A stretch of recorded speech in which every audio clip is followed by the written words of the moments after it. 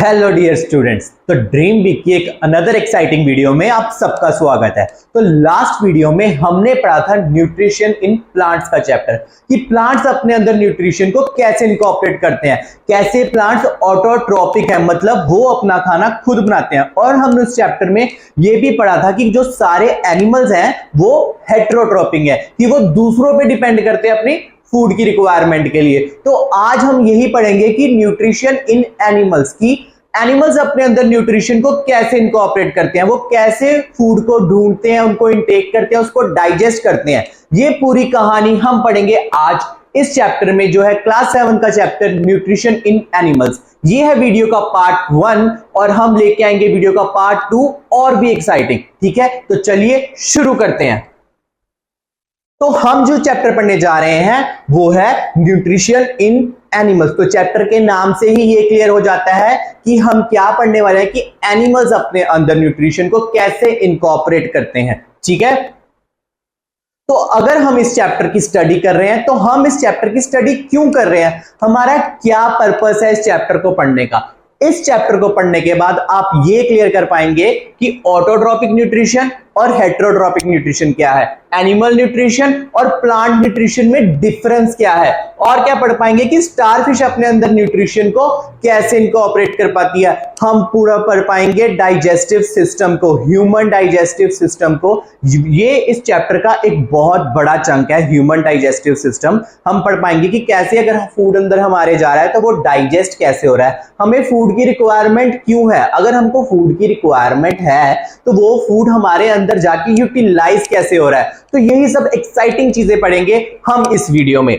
और हम क्या पढ़ेंगे कि ये जो कंपोनेंट्स हैं फूड के वो कौन से हैं, और वो कंपोनेंट्स हमारे अंदर जाकर कौन सा फंक्शन परफॉर्म कर रहे हैं। ठीक है माय फ्रेंड्स, तो और हम पढ़ेंगे कि हर्बीवोर्स के अंदर न्यूट्रिशन इनकॉर्पोरेट कैसे हो रहा है, और अमीबा अपने अंदर न्यूट्रिशन को कैसे इनकॉर्पोरेट कर रहा है, और उसको डाइजेशन प्रोसेस कैसे परफॉर्म कर रहा है। ठीक है, तो चलिए शुरू करते हैं। तो इस चैप्टर में हम कौन कौन से टॉपिक करने वाले हैं, एनिमल न्यूट्रिशन क्या होता है, वेज ऑफ फूड इनटेक, कि कैसे हम फूड को अपने अंदर इनटेक कर रहे हैं। Next is human digestive tract, कि हमारा ह्यूमन डाइजेस्टिव ट्रैक्ट कैसा होता है, क्या फंक्शन परफॉर्म करता है, कहां पे कौन सा फूड डाइजेस्ट हो रहा है। ठीक है, उसके बाद है स्टेप्स इन ह्यूमन डाइजेशन, वो सारा प्रोसेस ह्यूमन डाइजेशन का। Important glands related to digestion, कि जो एसेसरी ग्लैंड्स हैं जो हमारे डाइजेस्टिव ट्रैक्ट में प्रेजेंट है वो कैसे हेल्प कर रहे हैं फूड की डाइजेशन के लिए। और हम पढ़ेंगे डाइजेशन इन हर्बीवोर्स, कि हर्बीवोर्स के अंदर डाइजेशन कैसे परफॉर्म हो रही है। Next is nutrition and digestion in amoeba, amoeba के अंदर न्यूट्रिशन और डाइजेशन कैसे परफॉर्म हो रहा है। तो चलिए स्टार्ट करें। तो एनिमल न्यूट्रिशन है क्या, और एनिमल न्यूट्रिशन में क्या क्या इंक्लूड होता है। एनिमल न्यूट्रिशन में इंक्लूड हो रही है न्यूट्रिशनल रिक्वायरमेंट, कि अगर हमें न्यूट्रिशन चाहिए, हमने लास्ट चैप्टर में पढ़ा था कि लिविंग ऑर्गेनिजम्स को न्यूट्रिशन चाहिए सरवाइव करने के लिए, तो वो न्यूट्रिशन हमें चाहिए क्यों, और अगर हमको न्यूट्रिशन चाहिए तो हम उस न्यूट्रिशन को पा कैसे रहे हैं, ये हम पढ़ेंगे मोड ऑफ इनटेक में। और थर्ड स्टेप होगा कि यूटिलाइजेशन बाय बॉडी, अगर हम उस न्यूट्रिशन को अपने बॉडी के अंदर इनकॉर्पोरेट कर रहे हैं तो हमारी बॉडी उसको कैसे यूटिलाइज कर रही है। ठीक है, तो एसेंशियल न्यूट्रिएंट्स कौन से हैं हमारी बॉडी के लिए, तो 5 बेसिक एसेंशियल न्यूट्रिएंट्स हैं जो हमारी बॉडी में मेजर फंक्शंस परफॉर्म कर रहे हैं। वो कौन कौन से हैं, carbohydrates, fats, proteins, vitamins and minerals. Carbohydrates क्या कर रहे हैं, ये हमारी बॉडी के अंदर एनर्जी देने का काम कर रहे हैं। ठीक है, और फैट्स भी हमारी बॉडी के अंदर एनर्जी देने का काम कर रहे हैं। पर डिफरेंस क्या है कि कार्बोहाइड्रेट्स के कंपैरेटिवली फैट्स हमारी बॉडी में ज्यादा एनर्जी देते हैं। ठीक है, बट ज्यादा ओवर कंजम्पशन करने के कारण भी फैट्स हमारी बॉडी को नुकसान भी दे सकते हैं। इसीलिए कार्बोहाइड्रेट और फैट्स का बैलेंस होना हमारी डाइट में बहुत जरूरी होता है। अब आपने सुना होगा कि जो भी बॉडी बिल्डर होते हैं, मसल मैन्स होते हैं, वो क्या करते हैं, प्रोटीन का इंटेक करते हैं। प्रोटीन का इंटेक क्यों करते हैं, क्योंकि प्रोटीन हमारी मसल स्ट्रेंथ को बढ़ाता है, और प्रोटीन हमारी बॉडी में रिपेयर का काम करता है। जब भी किसी की बोन ब्रेक हो जाती है तो वो डॉक्टर के पास जाता है, तो डॉक्टर क्या कहता है कि प्रोटीन खाइए। क्यों, क्योंकि प्रोटीन क्या कर रहा है, रिपेयर का काम कर रहा है, उस जैसे कि फॉर एग्जांपल बोन को जोड़ने का काम कर रहा है। ठीक है, next is vitamin and minerals. Vitamin and minerals हमारी डाइट के अंदर होने बहुत ज्यादा एसेंशियल है। क्योंकि इनकी डेफिशिएंसी से हमारी बॉडी में जो प्रोड्यूस हो जाती है डिसीजेस, जैसे कि हमने सुना होगा आपने कि आयोडीन की डेफिशिएंसी से थायराइड डिसीज हो जाती है, आप कॉमनली अपने अराउंड देख भी रहे होंगे। तो मिनरल्स और विटामिन इसलिए हमारी बॉडी के लिए रिक्वायर्ड है ताकि उनकी डेफिशिएंसी से हमारी बॉडी में कोई डिसीजेस डेवलप ना हो जाए। ठीक है, अब हमने इस चैप्टर में बात की डाइजेशन की। हमने इतना सुना फूड डाइजेस्ट हो रहा है, ये हो रहा है, पर वो डाइजेशन प्रोसेस है क्या? डाइजेशन प्रोसेस क्या है? Breaking down of complex food to simple substances. जो भी फूड हम इंटेक कर रहे हैं वो एक कॉम्प्लेक्स सब्सटेंस की फॉर्म में है, उनको सिंपल सब्सटेंस में कन्वर्ट करना ही डाइजेशन प्रोसेस है। हमारी बॉडी में क्या हो रहा है? वो complex substances simple substances simpler form में कन्वर्ट हो रहे हैं। अब वो सिंपलर फॉर्म में कन्वर्ट क्यों हो रहे हैं? क्योंकि हमारी बॉडी सिंपलर सब्सटेंसेस को ही एब्जॉर्ब करके बॉडी में यूटिलाइज कर रही है, ना कि कॉम्प्लेक्स सब्सटेंस को। ठीक है, the mode of intake of food vary in different organism. Different organism में mode of intake of food different होता है। ठीक है, जैसे कि इसमें स्नेक की इमेज है। स्नेक क्या करता है? ये स्वेलो करता है, ये च्यू नहीं करता। अब यहाँ पे फ्लाई या मॉस्किटो देख लो, ये क्या करते हैं? ये ब्लड को हमारी स्किन पे आते हैं और ब्लड को सक करते हैं। ठीक है, हर एक ऑर्गेनिज्म का mode of intake of food different है।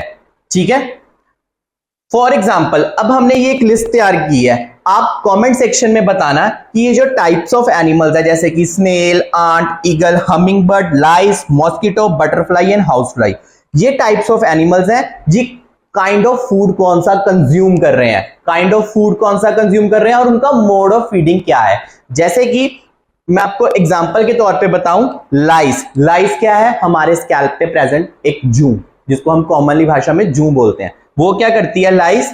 काइंड ऑफ फूड कौन सा खा रही है? वो ब्लड। ब्लड को कैसे खा रही है? Mode of feeding sucking. वो हमारे स्कैल्प से ब्लड को सक कर रही है। ठीक है, ऐसे ही डिफरेंट एनिमल्स के काइंड ऑफ फूड डिफरेंट है और उनका मोड ऑफ फीडिंग भी डिफरेंट होगा। ये आप बता सकते हैं कमेंट सेक्शन में। ठीक है माय फ्रेंड्स, सो अब हम पढ़ेंगे कि स्टारफिश के अंदर न्यूट्रिशन कैसे इनकॉर्पोरेट हो रहा है। ये है बहुत ही इंटरेस्टिंग स्टोरी। स्टारफिश क्या करती है? ये हार्ड शेल ऑर्गेनिजम्स के ऊपर फीड करती है। जब ये इसको फूड की रिक्वायरमेंट होती है, ये हार्ड शेल ऑर्गेनिजम्स के पास जाती है।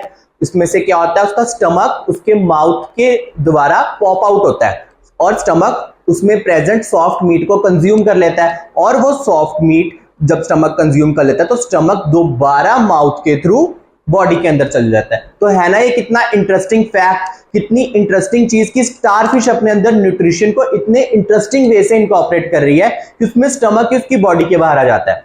ठीक है, और उसमें जो फूड डाइजेशन हो रही है वो स्लो प्रोसेस होता है। ठीक है, next is steps in animal nutrition. Animal nutrition के 5 बेसिक स्टेप्स हैं, तो वो कौन कौन से हैं? Let's study. First is ingestion. Ingestion क्या है? कि मेथड ऑफ फूड इनटेकिंग, हम अपने अंदर फूड को कैसे इनटेक कर रहे हैं। Next is digestion. डाइजेशन क्या है?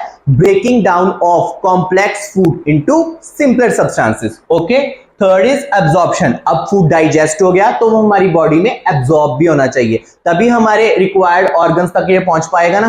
तो एब्जॉर्प्शन क्या है? Taking of digested food particles into blood. Blood के अंदर हमारा फूड है जो वो एब्जॉर्ब हो रहा है। Third is assimilation. एसिमिलेशन क्या है? Utilisation of digested food for energy and material essential for the body. अब फूड एब्जॉर्ब तो हो गया तो उसकी यूटिलाइजेशन भी होनी जरूरी है। अगर यूटिलाइज होगा, इसीलिए तो हम फूड कंज्यूम कर रहे हैं क्योंकि वो हमारी बॉडी के अंदर कहीं ना कहीं यूटिलाइज हो रहा है, तो उस प्रोसेस को हमने क्या बोला? Assimilation. Fifth is egestion, not excretion, egestion. Egestion का क्या मतलब है? Removal of waste from the body. अब हमारी बॉडी में वेस्ट भी प्रोड्यूस होता है, सारा फूड हमारी बॉडी के अंदर एब्जॉर्ब नहीं होता, उसमें कुछ वेस्ट भी प्रेजेंट होता है, उसके रिमूवल को हमने क्या बोला? इजेशन। ओके, अब हमारा ह्यूमन डाइजेस्टिव सिस्टम है, इसके कुछ बेसिक्स पार्ट हैं जैसे कि स्टमक, पैनक्रियास, इसोफेगस। ठीक है, यही हम पढ़ेंगे आगे इस चैप्टर में। तो पार्ट्स कौन कौन से हैं डाइजेस्टिव सिस्टम के? Mouth, buccal cavity, food pipe जिसको हम इसोफेगस भी बोलते हैं, stomach, small intestine, large intestine, rectum, anus. ये सब कॉन्स्टिट्यूट करते हैं डाइजेस्टिव ट्रैक्ट। ये वो पाथ है जिसमें से हमारा फूड पास होता है। इसको हम डाइजेस्टिव ट्रैक्ट के अलावा एलिमेंट्री कनाल भी कहते हैं, ठीक है। और कुछ ग्लैंड्स होते हैं जो इस डाइजेस्टिव ट्रैक्ट में अपने एंजाइम्स भेजते हैं ताकि फूड अच्छे से डाइजेस्ट हो। वो कौन कौन से ग्लैंड्स हैं? Salivary glands, liver, pancreas and gall bladder. ये आपने कॉमनली भी इनके नाम सुने होंगे, पर ये फंक्शन कौन सा परफॉर्म कर रहे हैं, कैसे कर रहे हैं, कौन से कंपोनेंट फूड पे अटैक कर रहे हैं, ये हम पढ़ेंगे इस चैप्टर में आगे। तो सबसे पहला पार्ट है माउथ। माउथ का क्या काम है? फूड को इनटेक करना। अब ये एक अडल्ट है, वो फूड को कैसे कर रहा है? वो फूड को च्यू कर रहा है, ठीक है। पर एक जो बेबी है वो फूड को स्वेलो कर रहा है, ठीक है। क्यों? क्योंकि उसमें टीथ प्रेजेंट नहीं है। इसीलिए ह्यूमंस के अंदर भी या ऑर्गेनिजम्स के अंदर भी अडल्ट स्टेज और अर्ली स्टेज में डिफरेंस होता है फूड को इनटेक करने का, ठीक है। अब वो फूड को च्यू कर रहा है और वो फूड को स्वेलो कर रहा है। फूड को च्यू करके वो क्या कर रहा है? उसको स्मॉलर पीसीज में कन्वर्ट कर रहा है मैकेनिकली, ठीक है।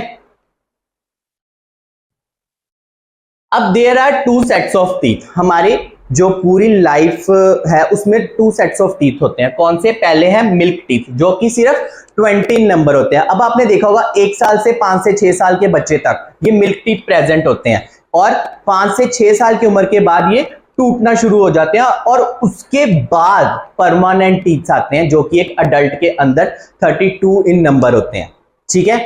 तो पहले अर्ली स्टेज में कौन सी है लाइफ में? मिल्क टीथ, जो कि एक टाइम के बाद आके सारे टूट जाते हैं। और फिर लेटर स्टेजेस में कौन सा आते हैं? परमानेंट टीथ, जो कि आपके अडल्ट स्टेज में जाके 32 नंबर में पूरे कन्वर्ट होते हैं, ओके। हमारे टीथ के टाइप्स ऑफ टीथ कौन कौन से हैं, ठीक है। अब हमारे पास 4 बेसिक टाइप्स ऑफ टीथ हैं। पहला है इंसीजर्स। इंसीजर किस लिए काम आते हैं? वो फूड को कट करने के लिए काम आते हैं। आपने रैबिट के अंदर देखा होगा 2 टीथ उसके बाहर आ रहे होते हैं, वो कौन से टाइप ऑफ टीथ हैं? इंसीजर। वो फूड को कट करने में हेल्प करते हैं। Next is canine. कैनाइन क्या करते हैं? फूड को टीयर करने में हेल्प करते हैं। ये स्पेशली कार्निवोर्स के अंदर डेवलप होते हैं, जैसे कि लॉयन और टाइगर के अंदर ये कैसे होते हैं? क्योंकि ये फूड को टीयर कर रहे हैं, इसीलिए ये कार्निवोर्स के अंदर जो मीट को कंज्यूम कर रहे हैं उन ऑर्गेनिजम्स के अंदर ये ज्यादा डेवलप होते हैं। Next is premolars and molars. ये क्या करते हैं? ये फूड को ग्राइंड करने में, उसको स्मॉलर पीसेस में कन्वर्ट करने के लिए हेल्प करते हैं। तो चलिए अब हमने ये तो जान लिया कि टाइप्स ऑफ टीथ होते कौन से हैं, पर वो प्रेजेंट कहाँ का है? हमारे जॉ में वो कहाँ प्रेजेंट है? तो समझते हैं इस पिक्चर की हेल्प से। तो आप देख रहे हैं यहाँ पे इंसीजर्स प्रेजेंट है, जो कि फ्रंट ऑफ द जॉ में प्रेजेंट है, ठीक है। और इंसीजर्स के साथ ही कैनाइन्स हैं। अब भी देखना, ये जो शार्प टीथ हमारे प्रेजेंट है, इन्हीं को हमने कैनाइन्स बोला, जो कि टीयरिंग ऑफ फूड में काम आ रहे हैं। और back of the jaw last में कौन से हैं? प्रीमोलर्स एंड मोलर्स, ठीक है। प्रीमोलर्स और मोलर्स क्या काम कर रहे हैं? ये फूड को ग्राइंड करने में हेल्प कर रहे हैं, ठीक है। और ये इंसीजर्स का नंबर कितना है? 2। ये हम बात कर रहे हैं वन साइड ऑफ जॉ की, ठीक है। 2। कैनाइन्स का कितना नंबर है? 1। प्रीमोलर्स का कितना नंबर है? 2। और मोलर्स कितने प्रेजेंट है?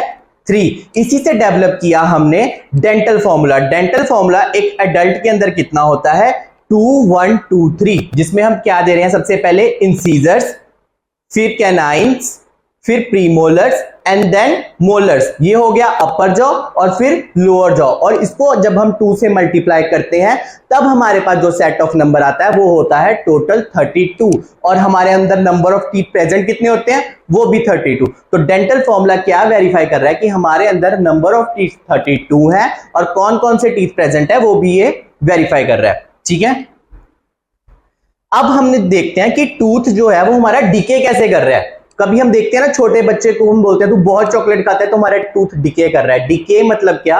कि वो जो टूथ है वो अपना डिफॉर्म करना शुरू हो जाता है, वो अपनी शेप छोड़ देता है और वो डिकम्पोजिंग उसमें शुरू हो जाती है। तो वो कैसे होती है? कि जब भी हमारे जॉ में लेफ्ट ओवर फूड रह जाता है या हमारे टीथ के ऊपर लेफ्ट ओवर फूड रह जाता है, तो बैक्टीरिया क्या करता है कि उस फूड को ब्रेक डाउन करता है। जब उस फूड को ब्रेक डाउन करता है तो एसिड प्रोड्यूस करता है, और वो एसिड क्या करता है? हमारे एनामल क्या है? टूथ की ऊपर वाली कवरिंग, उसको डिकम्पोज करना शुरू करता है, जिसके कारण हमारा जो टूथ डिके है वो स्टार्ट हो जाता है, ठीक है। अब हम बात करेंगे टंग की। टंग क्या है? ये एक मस्कुलर ऑर्गन है हमारे माउथ के अंदर। ये इसमें पिंक टिश्यू प्रेजेंट होता है, ठीक है, और इसके अंदर बहुत छोटे छोटे पैपिले प्रेजेंट होते हैं। पैपिले क्या होते हैं? अब जब हम डॉक्टर के पास जाते हैं, डॉक्टर हमारी टंग को मैग्नीफाइंग ग्लास से चेक कर रहा होता है। वो क्या चेक कर रहा होता है? कि कहीं हमारे पैपिले कहीं कवर्ड ना हो गए हो। और वो उस पैपिले के ऊपर प्रेजेंट क्या होते हैं? Taste buds. इसलिए तो टंग हमें डिफरेंट डिफरेंट टेस्ट के बारे में बताती है, ठीक है। टंग के फंक्शन क्या क्या है, ये हमें टेस्ट जानने के लिए बताती है, ठीक है। और ये फूड को सलाइवा के साथ मिक्स करती है, ये फूड की स्वेलो को इजी बनाती है, और ये हमें बात करने में भी हेल्प कर रही है। अब हमारी टंग हमें डिफरेंट डिफरेंट तरीके से डिफरेंट टेस्ट के बारे में बता रही है। तो टिप ऑफ द टंग हमें क्या बता रही है? कौन सा टेस्ट? स्वीट, ठीक है। और उसके साथ ही एकदम उसके एडजेसेंट साइड पे हमें जो पार्ट होता है टंग का, वो हमें क्या बता रहा है? कौन सा टेस्ट? सॉल्टी। और उसके पीछे कौन सा टेस्ट पता चल रहा है हमें? सार। और एकदम बैक ऑफ द टंग, इस पिक्चर में आप देख सकते हैं, बैक ऑफ द टंग हमें कौन सा टेस्ट पता चल रहा है? बिटर, यानी कड़वा टेस्ट। इसलिए जब भी हम करेला खाते हैं तो वो हम उसका अपनी टंग के टिप से उसका टेस्ट नहीं बता सकते, उसके लिए हमें उसे च्यू करना पड़ता है, और बैक ऑफ द टंग ये परसीव करती है कि इसका टेस्ट बिटर है।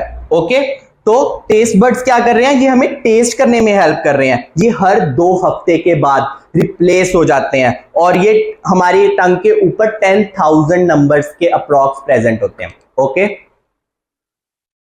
तो टंग प्रॉब्लम्स भी आप अपने अराउंड कॉमनली देखते होंगे। टंग प्रॉब्लम्स कौन कौन सी होती हैं? टंग सोर हो जाती है, टंग में स्वेलिंग हो जाती है, टंग में कैंसर डेवलप हो जाता है, यहां तक कि और टंग में अल्सर्स यानी जख्म, ऐसे जख्म जो हमें फूड टेस्ट करने में या फूड को स्वेलो करने में बहुत ज्यादा दिक्कत देते हैं। और most of the tongue problems क्यों हो रही हैं? ओरल हाइजीन के कारण। इसीलिए डेंटिस्ट हमेशा ये सलाह देते हैं कि हमें दिन में minimum to minimum 2 times brush जरूर करना चाहिए, जिससे हमारी ओरल हाइजीन एकदम अच्छे से मेंटेन रह सके, ठीक है। तो thank you my friends, video को लास्ट तक देखने के लिए आपका बहुत सारा थैंक यू। अगर आपको इस चैप्टर में कोई भी डाउट या कोई भी क्वेश्चन हो तो आप कमेंट बॉक्स में जरूर पूछें, हम उसका आंसर आपको जरूर देंगे। तो चैनल को लाइक कीजिए, शेयर कीजिए, सब्सक्राइब कीजिए। Thank you my friends.